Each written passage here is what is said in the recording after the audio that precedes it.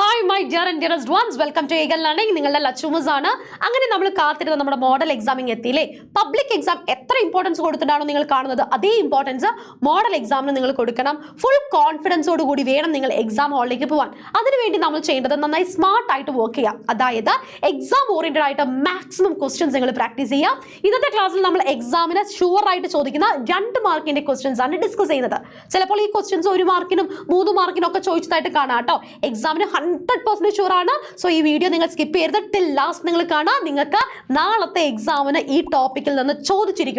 ഇനി ആദ്യമായിട്ടാണ് ഈ ചാനൽ നിങ്ങൾ കാണുന്നതെങ്കിൽ തീർച്ചയായിട്ടും ഈ ചാനൽ സബ്സ്ക്രൈബ് ചെയ്തിട്ടുണ്ടെങ്കിൽ നിങ്ങൾക്ക് വേണ്ട എക്സാം ഓറിയന്റഡ് ആയിട്ടുള്ള വീഡിയോസും ലൈവ് ക്ലാസ്സുകളും ഒക്കെ ഫ്രീ ആയിട്ട് നിങ്ങൾക്ക് യൂട്ടിലൈസ് ചെയ്യാവുന്നതാണ്. ഇനി നമ്മുടെ സ്വന്തം മക്കളാണെങ്കിൽ തീർച്ചയായിട്ടും നിങ്ങളുടെ ഫ്രണ്ട്സിലേക്ക് ഈ വീഡിയോ നിങ്ങൾ ഷെയർ ചെയ്യാം. കാരണം 10ാം ക്ലാസ് ആണ്, എല്ലാവരും പഠിക്കട്ടെ, എല്ലാവർക്കും നല്ല മാർക്കിനെ സ്കോർ ചെയ്യാൻ സാധിക്കട്ടെ കേട്ടോ. പിന്നെ ലൈക്ക് ചെയ്യാനും മറക്കരുത്. ഇപ്പം തന്നെ ലൈക്ക് ചെയ്ത് വെച്ചോളൂ. നമുക്ക് ആദ്യത്തെ ചോദ്യത്തിലേക്ക് പോവാം. ഫസ്റ്റ് ക്വസ്റ്റ്യൻ എന്ന് പറയുന്നത് പല ആളുകളും നിസ്സാരമായിട്ട് ഒഴിവാക്കുന്ന ഒരു ടോപ്പിക്കാണ് സൾഫ്യൂരിക് ആസിഡിന്റെ പ്രോപ്പർട്ടീസ്. അതിൽ നിന്ന് പ്രീവിയസ് ഇയർ ക്വസ്റ്റ്യൻ പേപ്പേഴ്സ് നിങ്ങൾ എടുത്ത് നോക്കിയാൽ അറിയാം, 3ഉം 4ഉം വട്ടം റിപ്പീറ്റ് ചെയ്ത് ചോദിച്ച ചോദ്യമാണ് ഇത്. എന്താണ് ചോദ്യം? A few drops of concentrated sulfuric acid are added to blue colored copper sulfate crystals taken in a watch glass. ഒരു വാച്ച് ഗ്ലാസ്സിൽ എടുത്ത നീല നിറമുള്ള കോപ്പർ സൾഫേറ്റ് ക്രിസ്റ്റലിലേക്ക് ഏതാനും തുള്ളി ഗാഢ സൾഫ്യൂരിക് ആസിഡ് നമ്മൾ ചേർക്കുകയാണ് ചെയ്യുന്നത്. ആദ്യത്തെ ചോദ്യം എന്താണ്? നിരീക്ഷണം എഴുതാൻ വാട്ട് ഇസ് യുവർ ഒബ്സർവേഷൻ. രണ്ടാമത്തെ ചോദ്യം എന്താണ്? Which property of sulphuric acid is exhibited here. ഏത് ഗുണമാണ് ഇവിടെ പ്രകടിപ്പിക്കുന്നത് എന്നാണ് ചോദിച്ചത്. വേഗം പറഞ്ഞോളൂ. നീല നിറ കോപ്പർ സൾഫേറ്റിലേക്ക് ഞാൻ കോൺസെൻട്രേറ്റഡ് സൾഫ്യൂരിക് ആസിഡ് ആഡ് ചെയ്യുമ്പോൾ എന്താണ് സംഭവിക്കുക? നീല നിറമുള്ള കോപ്പർ സൾഫേറ്റ് ക്രിസ്റ്റൽസിനെ നമ്മൾ ഹൈഡ്രസ് കോപ്പർ സൾഫേറ്റ് എന്നാണ് പറയാം. അതിൻ്റെ അകത്ത് എന്തുണ്ട്? കെമിക്കലി കമ്പൈൻഡ് ആയിട്ടുള്ള വാട്ടർ മോളിക്യൂൾ ഉണ്ട് അല്ലേ. ഈ കോൺസെൻട്രേറ്റഡ് സൾഫ്യൂരിക് ആസിഡ് നമ്മൾ ആഡ് ചെയ്യുന്ന സമയത്ത് ഇതിൻ്റെ അകത്ത് അടങ്ങിയിരിക്കുന്ന കെമിക്കലി കമ്പൈൻഡ് വാട്ടർ മോളിക്യൂൾസിനെ സൾഫ്യൂരിക് ആസിഡ് എന്ത് ചെയ്യുന്നു? റിമൂവ് ചെയ്യുന്നു. റിമൂവ് ചെയ്തിട്ട് എന്താക്കി മാറ്റുന്നു? അൺഹൈഡ്രസ് കോപ്പർ സൾഫേറ്റ് ആക്കി മാറ്റുന്നു. അൺഹൈഡ്രസ് കോപ്പർ സൾഫേറ്റിന്റെ നിറം എന്താണ്? വൈറ്റ് കളറാണ്. അപ്പോൾ നീല നിറം എന്തായിട്ട് മാറി? വൈറ്റ് കളറുള്ള കോപ്പർ സൾഫേറ്റ് ആയിട്ട് മാറി. റീസൺ എന്താണെന്ന് ചോദിക്കും കേട്ടോ. റീസൺ നമുക്ക് എന്തെഴുതാം? അവിടെ കെമിക്കലി കമ്പൈൻഡ് ആയിട്ടുള്ള ജലതന്മാത്രകളെ എന്താണ് നീക്കം ചെയ്യുകയാണ് കോൺസെൻട്രേറ്റഡ് സൾഫ്യൂരിക് ആസിഡ് ചെയ്യുന്നത്. ഈ പ്രോപ്പർട്ടിയെ നമ്മൾ വിളിക്കുന്ന പേരെന്താണ്? ഡ്രൈയിങ് ഏജന്റ് ആണോ ഡീഹൈഡ്രേറ്റിംഗ് ഏജന്റ് ആണോ? എല്ലാവരും ശ്രദ്ധിക്കുക, ഒരിക്കലും മാറിപ്പോവരുതേ. എക്സാം ഓറിയന്റഡ് ആയിട്ടുള്ള ഒരു ടോപ്പിക് ആണ്. ഇറ്റ് ഈസ് ഡീഹൈഡ്രേറ്റിംഗ് ഏജന്റ് അല്ലെ. എന്താണ് ഡീഹൈഡ്രേറ്റിംഗ് ഏജന്റ്? അല്ലെങ്കിൽ ഡീഹൈഡ്രേറ്റിംഗ് സ്വഭാവമാണ് കാണിക്കുന്നത്. മലയാളത്തിൽ നമ്മൾ എന്താ പറയാ? നിർജ്ജലീകരണം എന്നാണ് പറയാ അല്ലെ. യെസ്, ഈ ഒരു പോയിന്റ് പഠിക്കുക. ഇനി ഡ്രൈയിങ് ഏജന്റ് എന്തായിരുന്നു? ആ ഒരു അറ്റ്മോസ്ഫിയറിലുള്ള മോയ്സ്ചറിനെ അബ്സോർബ് ചെയ്യുന്നതിനാണ് നമ്മൾ ഡ്രൈയിങ് ഏജന്റ് എന്ന് പറയുന്നത്. ഇത് രണ്ടും ആര് കാണിക്കുന്നുണ്ട്? കോൺസെൻട്രേറ്റഡ് സൾഫ്യൂരിക് ആസിഡ് കാണിക്കുന്നുണ്ട് അല്ലെ.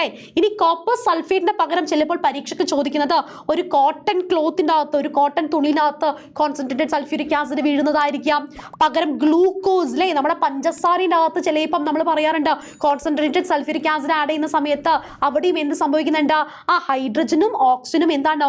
വാട്ടർ മോളിക്യുലർ റേഷ്യോയിൽ റിമൂവ് ചെയ്യപ്പെടുകയാണ് ചെയ്യുന്നത്. അതും എന്ത് സ്വഭാവമാണ്? ഈ പറഞ്ഞ ഡീഹൈഡ്രേറ്റിംഗ് സ്വഭാവമാണ്. നോട്ട് ചെയ്ത് വെക്കണേ. പിന്നെ നമ്മുടെ കോപ്പർ സൾഫേറ്റ് ക്രിസ്റ്റൽസും ഇതിൽ ഏത് വേണമെങ്കിലും പരീക്ഷയ്ക്ക് ചോദിക്കാം കേട്ടോ. ഇനി അടുത്ത ചോദ്യത്തിലേക്കാണ്. 100% ഉറപ്പാണ്. പല രീതിയിൽ ചോദിക്കാറുണ്ട്.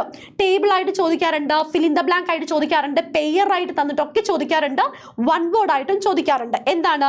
നമുക്ക് കുറച്ച് മെത്തേഡ്സ് ഇവിടെ തന്നിട്ടുണ്ട്. ആ ഒരു മെത്തേഡ്സ് എന്ത് ചെയ്യണം? നമ്മൾ സെലക്ട് ചെയ്തിട്ട് താഴെ തന്നിരിക്കുന്ന 2 ചോദ്യങ്ങൾക്ക് ആൻസർ എഴുതണം. ലിക്വേഷൻ, ലീച്ചിങ്, ഫ്രോത്ത് ഫ്ലോട്ടേഷൻ, ഡിസ്റ്റിലേഷൻ ഏതൊക്കെയാണ് നമുക്ക് തന്നിരിക്കുന്നത്?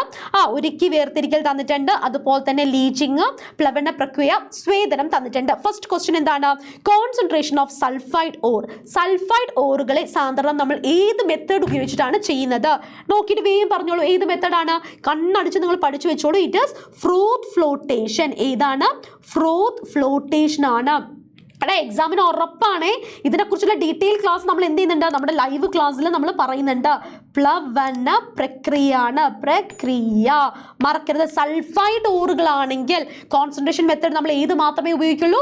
ഫ്രോത്ത് ഫ്ലോട്ടേഷൻ. ഫ്രോത്ത് ഫ്ലോട്ടേഷൻ പ്ലവന പ്രക്രിയയാണ് ഉപയോഗിക്കുന്നത്. ഇനി അടുത്ത ചോദ്യം, refining metals with low boiling point. Refining metals ആണ് ചോദിച്ചിരിക്കുന്നത്. എന്താണ്?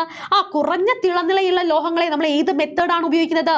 ഡിസ്റ്റിലേഷൻ അഥവാ സ്വേദനമാണ് ഉപയോഗിക്കുന്നത് അല്ലേ. അപ്പം നമുക്ക് ഇവിടെ എഴുതാം ഡിസ്റ്റിലേഷൻ ആണ്, ഡെസ്റ്റിലേഷൻ ആണ്. സ്വേദനം ഏതാണ്?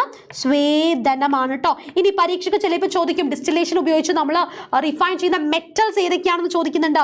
ഏതൊക്കെയാണ്? സിങ്ക് യൂസ് ചെയ്യാറുണ്ട്, കാഡ്മിയം യൂസ് ചെയ്യാറുണ്ട്, മെർക്കുറി, എജി എന്ന് പറയുന്നത് മെർക്കുറി ആണ്, മെർക്കുറിയും നമ്മൾ യൂസ് ചെയ്യാറുണ്ട്. എക്സാമ്പിളും മെത്തേഡും നിങ്ങൾ നിർബന്ധമായിട്ടും പഠിക്കണം, അവരുടെ പ്രത്യേകതയും പഠിക്കണം കേട്ടോ. അങ്ങനെയാണെങ്കിൽ ലിക്വേഷൻ നമ്മൾ എന്തിനാണ് യൂസ് ചെയ്യുന്നത്? റിഫൈനിങ്ങിനാണ്. ലോ മെൽറ്റിംഗ് പോയിന്റ് ഉള്ള ആളുകളെ റിഫൈൻ ചെയ്യാൻ വേണ്ടിയിട്ടാണ് അല്ലേ. എക്സാമ്പിൾ ഏത് മെറ്റൽസ് ആണ് നമ്മൾ ഉപയോഗിക്കാറുള്ളത്? നമ്മൾ ടിന്നും ലെഡും എന്താണ് ഈ പറഞ്ഞ ലിക്വേഷൻ ഉപയോഗിച്ചിട്ടാണ് നമ്മൾ റിഫൈൻ ചെയ്തെടുക്കുന്നത്.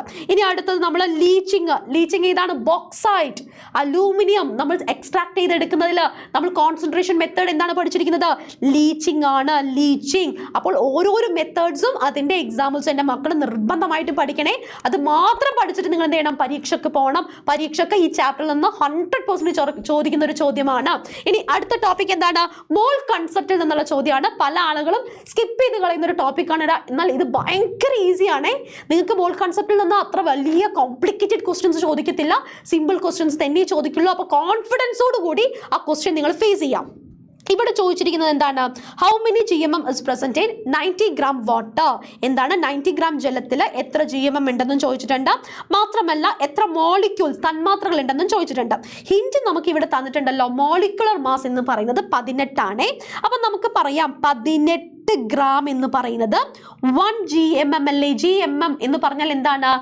നമ്മുടെ മോളിക്കുലർ മാസിനെ നമ്മൾ ഗ്രാം വെച്ച് എഴുതുന്നു. 18 gram എന്ന് പറയുന്നത് 1 GMM ആണ്. 1 GMMന്റെ അകത്ത് എന്താണ്? 1 mole ഓഫ് സബ്സ്റ്റൻസ് ആണുള്ളത്. അതിൻ്റെ അകത്ത് അവഗാഡ്രോ നമ്പർ ഓഫ് പാർട്ടിക്കിൾസ് ആണുള്ളത്. വോള്യൂം എന്ന് പറയുന്നത് എത്രയാണ്? at STP 22.4 ലിറ്റർ ആണ്. ക്വസ്റ്റ്യനിൽ ചോദിച്ചിരിക്കുന്നത് നോക്കിക്കേ, 90 gram അല്ലേ. അപ്പൊ നിങ്ങൾ ആലോചിക്കുക, 18നെ 90 gram ആക്കി മാറ്റണമെങ്കിൽ ഞാൻ എന്താ ചെയ്യേണ്ടത്? 18നെ 5 കൊണ്ട് ഗുണിച്ചാൽ പോരേടാ.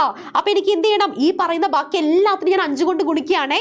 5 GMM എന്ന് കിട്ടി, 5 മോൾ എന്ന് കിട്ടി, 5 into Avogadro number of particles എന്ന് കിട്ടി, 5 ഇൻറ്റു 22.4 ലിറ്റർ എന്ന് കിട്ടി. ഇവിടെ ചോദിച്ചിരിക്കുന്നത് ഹൗ മെനി GMM എന്നാണ് ആദ്യത്തെ ചോദ്യം. GMM എത്രയാണ്? നോക്കിക്കേ, 5 GMM. 90 ഗ്രാമിൽ 5 GMM ആണുള്ളത്. അടുത്തത് എന്താണ് ചോദിച്ചിരിക്കുന്നത്? നമ്പർ ഓഫ് മോളിക്യൂൾസ്, തന്മാത്രകളുടെ എണ്ണം എത്രയാണ്? 18 ഗ്രാം ആണെങ്കിൽ 6.022 ഇൻറ്റു 10⁻23 ആണെങ്കിൽ 90 ഗ്രാം ആണെങ്കിൽ എത്രയാണ്? 5 ഇൻറ്റു 6.022 ഇൻറ്റു 10⁻23 ആണ്. എത്ര ഈസി ആയിട്ട് നമ്മൾ ചെയ്തത്. അപ്പം ഞാൻ പറയുകയാണ്, സിമ്പിൾ ക്വസ്റ്റ്യൻസ് ആയിരിക്കും. കോൺഫിഡൻറ്റോട് കൂടി നിങ്ങൾ ആ എക്സാം അറ്റൻഡ് ചെയ്യുക, ക്വസ്റ്റ്യൻ അറ്റൻഡ് ചെയ്യുക. ആദ്യം നിങ്ങൾ ചെയ്യേണ്ടത് 1 GMMൻ്റെ ഓരോന്നും നിങ്ങൾ കണ്ടുപിടിക്കുക. അതിനുശേഷം ക്വസ്റ്റ്യനിൽ എത്രയാണോ ചോദിച്ചത് അതിനനുസരിച്ച് നിങ്ങൾ എന്ത് ചെയ്യുക? അതിനെ മാറ്റുക. നിങ്ങൾക്ക് ആൻസർ ഈസി ആയിട്ട് എഴുതാൻ പറ്റും കേട്ടോ. ഇനി ഇവിടെ വേണമെങ്കിൽ മോൾ ചോദിച്ചാൽ നിങ്ങൾക്ക് പറയാം 5 മോളാണ്. ഇനി വോളിയം at STP ചോദിച്ചാൽ നിങ്ങൾക്ക് പറയാം 5 ഇൻറ്റു 22.4 ലിറ്റർ ആണെന്ന് പറയാം. ഈസി ആയില്ലേ?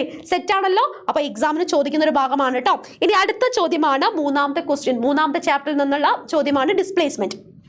എന്താണ് ചോദിച്ചിരിക്കുന്നത്? സിൽവർ നൈട്രേറ്റിന്റെ അകത്ത് കോപ്പർ ഡിപ്പ് ചെയ്തിട്ടുണ്ട്. What change can you observe on the copper plate? എന്താണ്? കോപ്പർ തകിടിന്മേൽ എന്ത് മാറ്റമാണ് നിങ്ങൾക്ക് നിരീക്ഷിക്കാൻ സാധിക്കുന്നത്? നമുക്കറിയാം copper it is highly reactive than silver. അതുകൊണ്ട് കോപ്പർ എന്താ ചെയ്യുന്നത്? സിൽവർ നൈട്രേറ്റുള്ള സിൽവറിനെ അവിടുന്ന് തട്ടി മാറ്റിയിട്ട് കോപ്പർ എന്ത് ചെയ്യാണ്? നൈട്രേറ്റിന്റെ കൂടെ പോവാണ്. അപ്പൊ സിൽവർ എന്ത് ചെയ്യുന്നു? ഈ കോപ്പർ റോഡിന്റെ മുകളിൽ വന്ന് ഡെപ്പോസിറ്റ് ചെയ്യുന്നതായിട്ട് കാണാം അല്ലേ.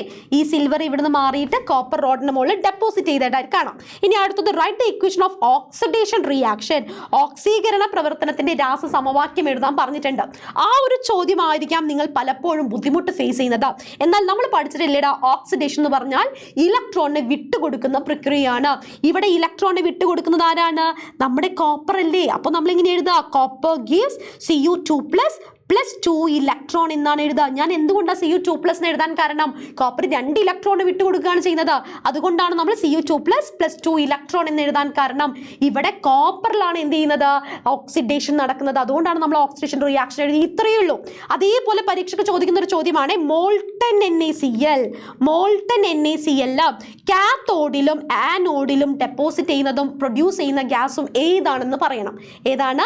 ആനോഡിൽ ഒരു ഗ്യാസ് പ്രൊഡ്യൂസ് ചെയ്യുന്നുണ്ട്, കാത്തോഡ് ബോർഡിൽ ഒരു മെറ്റൽ ഡെപ്പോസിറ്റ് ചെയ്യുന്നുണ്ട്. അത് ഏതൊക്കെയാണെന്ന് താഴെ കമന്റ് ബോക്സിൽ നിങ്ങൾ തീർച്ചയായിട്ടും കമന്റ് ചെയ്യുക. മാത്രമല്ല ടെൻഷൻ ഒന്നും അടിക്കേണ്ട, എൻ്റെ മക്കൾക്ക് എക്സാം നന്നായിട്ട് എഴുതാൻ സാധിക്കട്ടെ. എല്ലാവിധ പ്രാർത്ഥനയും നിങ്ങളുടെ കൂടെ ഉണ്ടാവും. പക്ഷെ ഞാൻ പറയുന്നു, നിങ്ങൾ എങ്ങനെ വർക്ക് ചെയ്യുന്നു, നിങ്ങൾ എങ്ങനെ പ്രവർത്തിക്കുന്നു, അതിനനുസരിച്ചിട്ടായിരിക്കും നിങ്ങളുടെ എക്സാംസ് നിങ്ങൾക്ക് ഈസി ആവുന്നത്. സോ എല്ലാ മക്കളും നന്നായിട്ട് എക്സാം എഴുതാം. All the very very best.